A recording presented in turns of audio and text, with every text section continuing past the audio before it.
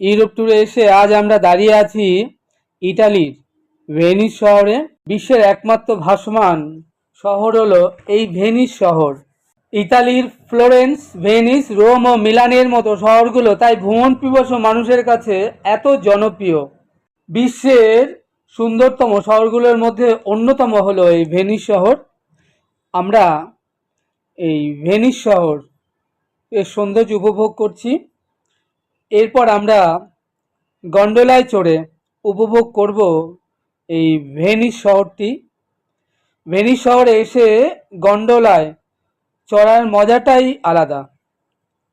এই গন্ডোলা চড়বার জন্য 1 ঘন্টার আপনাকে 50 ইউরো থেকে 100 ইউরো পর্যন্ত পে করতে হতে পারে, অর্থাৎ ভারতীয় কারেন্সিতে 1 ইউরো সমান 78 থেকে 80 টাকার মতো।